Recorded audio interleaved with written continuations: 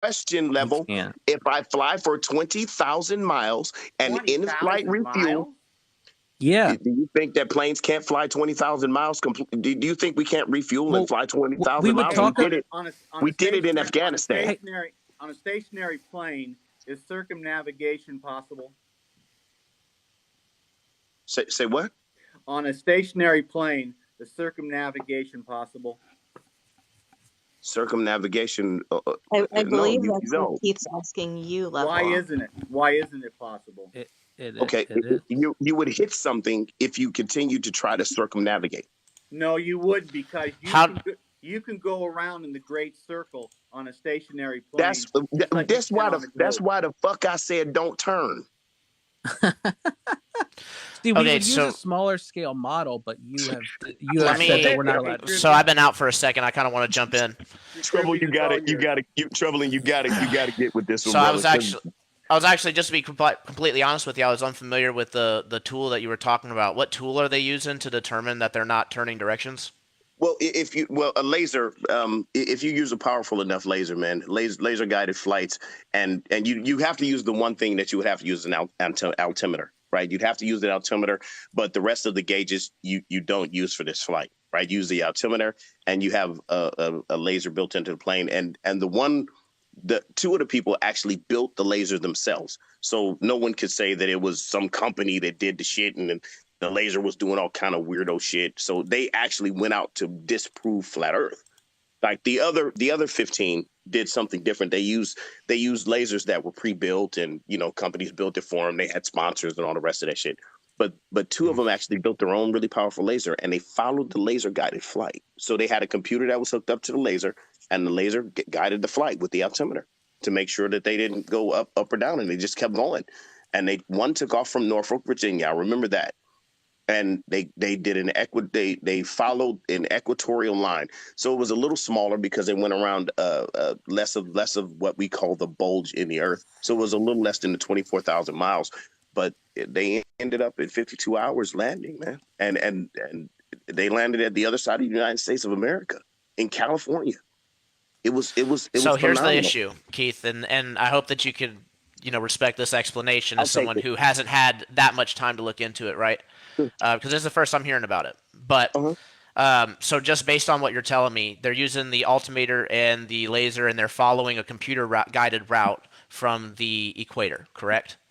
The computer makes sure that the laser stays straight. That was the Straight in computer- line with the equator, Yeah. correct? It was gimbal. Yeah, they had a gimbal on the laser to make sure that Okay. anytime it would recorrect itself, it wouldn't Okay. wouldn't separate. So here's my issue with it then, Uh-huh. right?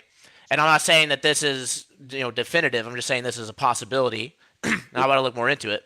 But to me, it seems like it'd be rather easy if they're being guided from a computer based off the equatorial line, like you just said. The equator on the flat Earth is a circle, right? So I get what you're saying. You could go in a straight line, and then you hit that line. That should be indicative of a ball. But Sure. if it is true, right, that there is a conspiracy afoot and we're looking for definitive evidence, that wouldn't it also be possible for us to be making a very slight turn without realizing it because it's over a massive area like the Earth, and you would have none the wiser because your laser is being guided in relatively straight lines, which even geosurveyors, the best ones will admit that the best observations are done I've messed it locally. I've messed up from time to time. I've messed up geodetic survey, geographical survey. Right, I mean, just because it's really, really hard to do it with more distance. So Yeah. the best ones are done with short distance. The lasers obviously can shoot straight locally, and if you're going over a equatorial line, you would just see that as a laser adjustment and not think anything of it. Is that possible? That would be something that would have to be like. When you would have to pre-program that into computers, right? Somebody would have to still. So they would did still though. have to- They said, well, you just said that they did because they programmed the laser to stay straight with the equatorial line. Well, So just there to it stay is. straight. I'm sorry to point in its direction. And I'm assuming they're writing equatorial lines or longitudinal lines. That's what I'm assuming they were doing. They Can you started drop- on a longitudinal line. Can you I would drop have a to link? find out exactly what they found. I followed, but I'm going to take them. For me, I'm taking them at their word, right? Just if I take them at their word, and they flew 20,000 miles, and their laser kept them straight, right? They didn't go left. They didn't go right. They didn't go north. They didn't go south. They stayed equatorial. They stayed along the equatorial line.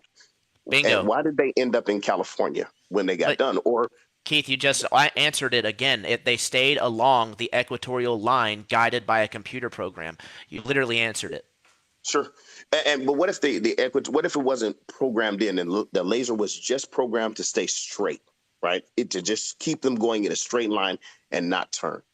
Like to keep they had a position, right? They recognized the position of the plane and having and they're not using GPS, they're not using anything else. They're just using this laser. It's going in one direction. I would actually like to see that. I think that would be really interesting to see something like that.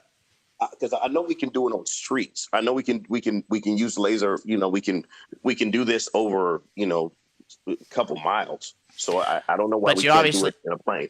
Well, because we're talking about going around a ball in a straight line, right? So that's why I think I would like to see it. If the laser can be proven to be going straight, and we can prove that we're not adjusting north to follow the east and west latitudes, and we can show that we are indeed going over a hill, continuously until we come back around, then I think that would be a good little piece of evidence. But I think that the burden on that would be pretty hard to meet, considering that any laser they're gonna have to have something programmed in for correction. I doubt very highly. I doubt very highly they'd ever have it not correcting for something, and you can always hide the conspiracy in the correction, unfortunately. So it's not a very good proof of the positive claim. For me, if I dismiss, right? For me, I'm not saying that for me that the only bad part about this whole thing is the conspiracy portion. That's what gets me, right? I don't think that these people are conspiring. I don't think that they went in with the cabal, whoever it is that's running this thing. And they said, you know what? We're going to go out and prove flat earthers wrong, right? We're going to get these investors, we're going to get this money, and we're going to do this flight. And I don't think that, I like to take people at their word. Like you, I'm taking you at your word that you, instead of trying to fool everybody, are simply coming up with a reasonable, rational explanation for the things that you observe, right? There's no bullshit behind what you're saying, right? I'm taking you at your word. And I want to do that with all persons, give them the benefit of the doubt. And if I've got this much evidence and 17 people say they did it, right, it's hard for me to dismiss that, man. Really, really hard to dismiss it. Hey, just like with you. So, host and level, do you know any orbital scientists? No. Okay, I do. If you have Newton's law, well, that was pretty rude. Okay, go ahead.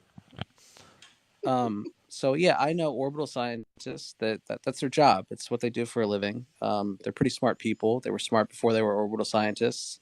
People I know well in my life that I trust not to be incredibly deceptive people. Would any of them be willing to have a conversation? Probably not at midnight. No, not right now, but I'm talking for a future show. Yeah, maybe I can try to reach out to one of them. I don't think that they're in a position to be massively tricked, that their entire existence and profession is a ruse.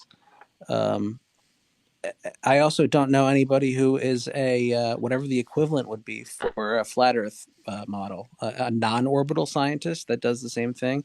To my knowledge, that job doesn't exist. So there are 47. There are 47 official Army documents and training manuals that actually reference the flat, non-rotating Earth, and the reason why that's referenced is because supposedly it makes the math easier. I'm talking about things of like. There are artillery manuals from Fort Sill, Oklahoma. I've seen them. No, that's only one of them. Okay, well, I've seen a bunch of them because I went to training in Fort Sill, Oklahoma, so I remember seeing it. Like we don't take the rotation because the artillery doesn't fire far enough to take the rotation into account. Well, not only that, but they also don't take into account the curvature when doing the distance trajectories. I actually had a military guy directly when I was in Kansas. He told me, "Well, I know the Earth can't be flat because I did the calculations." And I was like, "Okay, so are you talking about this calculation?" I pulled it up on Google, and he was like, "Yep, that's the one." I literally pointed at, because they have the mathematical assumptions numbered out. And I was like, "Can you read number 3 there?" And he's like, assume flat non-rotating Earth. So it's like even with Charge 10 white bag, man, and 155 millimeter howitzer cannon, man, we still don't get enough distance for it to have the accuracy to be changed to account for the rotation of the Earth. It just doesn't. The Coriolis effect doesn't mean shit to artillery. It just doesn't. So before we go too far off of what I was saying, I just don't want to forget. I'm sorry, Keith. Yes, sir. There are also people who literally own businesses who insure satellites. A ton of money, going between these government contractors that you claim might be taking money off of the government, but money's going back and forth to the private sector to insure these things too. My point being that when you have such massive amounts of money in a capitalistic system, the market doesn't typically allow for these large-scale fraudulent, fake beliefs to maintain a marketplace. Okay, so not everybody has to be in on it. In fact, I don't even think that the guys building the satellites would have to be in on it, right? All they need to do is know how to build the actual satellite, right? Which is just a machine that's collecting data. If you want to say that it just works off of gravity, then it wouldn't have any type of extra propulsion or anything like that, except for, oh wait, they do have propulsions. They do have things to help steer them, and they do have to do continuous repairs on them. I'll say this, hopefully for the final time tonight, things flying above the Earth are not in any way indicative of the shape of it. But that does mean that we do have space, say that, right? but that doesn't mean that it's true. Can I jump in for a second? Yes, sir. Logically fallacious. Level, go ahead. You were patient. You're logically fallacious. No, and I apologize that I cut in. I didn't really. We're fine, man. We're fine, brother. We're fine. I apologize for doing that. We're fine. Hey, thanks. Newton's third law of motion works perfect down here on Earth. You have a motion going one way, you have an opposing medium pushing back. It is Newton's third law of motion. It happens with submarines, happens with cars, happens with aircraft. It happens everywhere. So we are told in the vacuum of outer space, which is 10 to the negative 17 torr, which is 17 zeros behind a 10, and the most we've ever done here on the Earth is 10 to the negative 6 torr. And so we're told that when you go up, and you go to the vacuum of outer space, that you're still pushing off against something, and that goes against Newton's third law of motion. But we've been told there's something inside the rocket that pushes off itself, but you still have to have something pushing off the back of the rocket, and that can't happen in the 10 to the negative 17 torr of outer space. So therefore, you have been lied to, and you believe the lie. You made a claim that it can't happen. Why? It cannot. Why? Newton's third law of motion. Look it up. For everything going forward, so there's a chemical reaction happening in the rocket. There has to be an opposing medium. In the vacuum of outer space, 10 to the negative 17 torr, which we can't even test here on Earth, there is nothing that is the opposing medium against it. Therefore, outer space travel is impossible. Can a chemical reaction happen in a vacuum? Sure it can. It doesn't require oxygen all the time. You cannot. Sure. No, you cannot ignite anything in a vacuum. You can't have a chemical reaction in a vacuum? I didn't say that. That was my question. Ignite anything in a vacuum. Okay. Well, what if you ignite it ahead of time? Once the reaction, fairy tale? Solid rocket. Oh, I'm sorry. Did I trigger you? Are you triggered level? Solid rocket boosters don't require oxygen once they get started. They continuously produce the reaction until the fuel is burnt out. Oh my goodness. You can put a solid rocket. That goes is asking how let me in a fairy tale. Now let me reel it in just to make it. Let's steel man it for a second so that you guys just don't laugh away the point, right? Because I would actually like an answer to this. So what he's referring to is like the simple idea of thrust, right? So we know that the rocket thrusts off of Earth because first the fire blasts off the ground, and then after that it's blasting off of the atmos, the air, right? Once it gets into the vacuum of space, there's no air to push off of. It's why even what are they called? Parachutes won't open at really high altitudes just because there's simply not enough air. So what is the thrust pushing off of to allow the rocket to continue momentum or to even change direction. And now that we're seeing some of the newer stuff, right? The docking stuff, they have multiple different little spritzers that they can control the direction of the craft. So how do they do that without being able to push off of anything? Wouldn't the chemical reaction be pushing off itself? It would be pushing off of other molecules within the combustion. Okay, so let me make okay, so have you ever tried to like push something in water? What do you But mean? we're talking, yeah, sure. Like you can get maybe a tiny bit. I could possibly see that, but the majority of the force is going to be out towards the nothing, right? So like that's the predominant.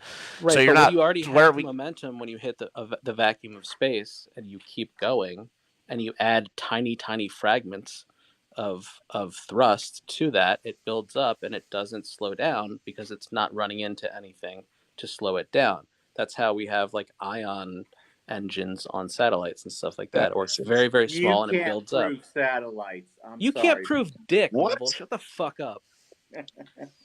Level. The thing about satellites is, man, for me, naked observation is one of the easiest things that you can make a determination of, right? Naked observation, and I've done this with naked observation, right? I don't have to use anyone else's pictures. I don't have to do any of those other things, right? Naked in a low Earth orbit satellite, you can actually see it, right? Unless you think that the ISS is a hologram, and I don't know what technology we've come to that we can project a hologram off of whatever the fuck it is you think is up there.